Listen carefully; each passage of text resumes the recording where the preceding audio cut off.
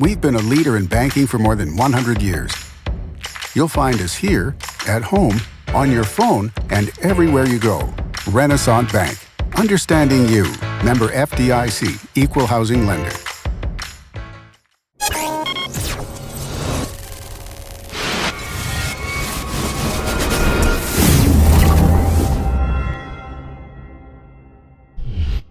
Sponsored by Renaissance Bank. Good morning, Northeast Mississippi. This is Newsbreak for Wednesday, June 28th. I am Brad Locke. Thanks for joining us. Just a reminder, you can catch Newsbreak each weekday at 7 a.m. You can watch it on djournal.com, Facebook, YouTube, or the Daily Journal's mobile apps for Apple and Android devices. Going to take a quick look at news, sports, and weather for Northeast Mississippi.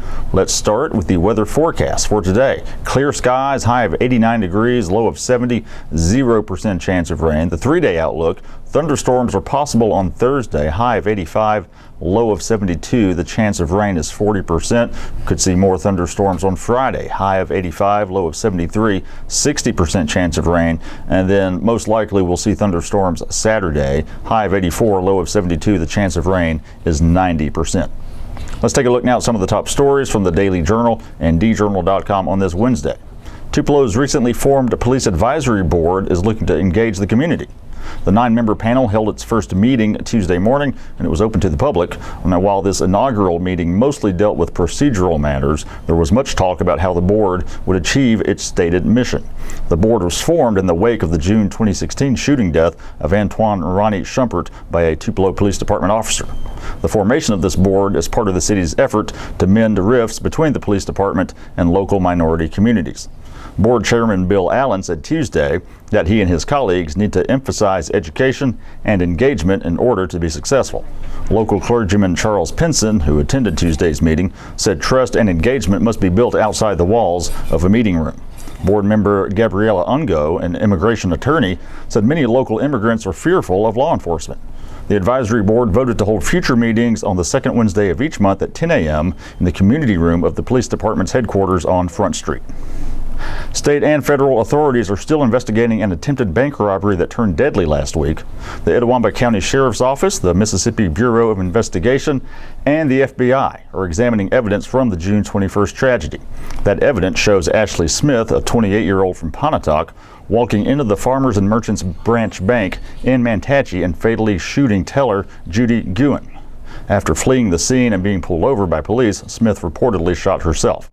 MBI has Smith's cell phone but has not released any information about what it contained. Friends and family of Smith have expressed disbelief at Smith's violent actions, describing her as a kind, peaceful person who wouldn't hurt anyone. Brittany Edelman, a longtime friend, said Smith was diagnosed with depression 15 years ago but had bounced back. The University of Mississippi's 44th Annual Faulkner and Conference Conference is set for next month. The theme of the conference is called Faulkner and Money, the Economies of Yoknapatawpha and Beyond. The 5-day event runs July 23rd to the 27th and will feature lectures, panels, tours, exhibits, and other presentations.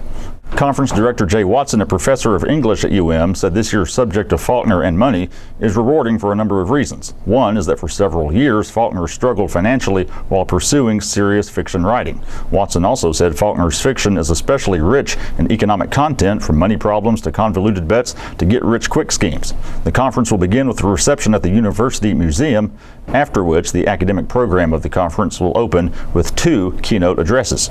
Over the next 4 days, a busy schedule of lectures and panels also includes an afternoon cocktail reception, a picnic at Roanoke, the guided tours, and a closing party Thursday afternoon. The conference early registration fee, good through June, is $150 for students and $275 for others. After July 1st, the fees are $175 for students, $300 for others. In sports, Eastern Michigan University has found its new athletic director in Starkville. Scott Wetherbee, Mississippi State's Deputy Director of Athletics, has been named the new AD by Eastern Michigan. Wetherbee is a Michigan native and has spent the last 4 years at MSU. He briefly served as interim AD last fall after Scott Strickland left for the University of Florida.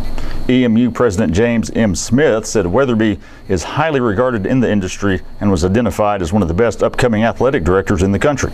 Eastern Michigan won 5 Mid-American Conference championships during the 2016-17 school year. Weatherbee's contract is for 5 years at an annual salary of $269,000 plus incentives. That's it for Newsbreak on this Wednesday. We do want to remind you to check out a couple of the podcasts we produce here at the Daily Journal, The Memo, all things Northeast Mississippi news and entertainment, with myself and W. Derek Russell. New episodes every Wednesday and Friday. Find them in iTunes, your podcast apps, or at memo.djournal.com. So look for a new episode of The Memo later today. Also, Prep Rally, a high school sports podcast with myself and Gene Phelps. New episodes every Wednesday. Find it in iTunes, your podcast apps, or at preprally.djournal.com. All the stories I talked about today you can find in your daily journal or at djournal.com. Be sure to give us a follow on Twitter and Instagram at djournalnow. Give our Facebook page a like as well. And that's it for Newsbreak on this Wednesday. I'm Brad Locke. We'll see you next time.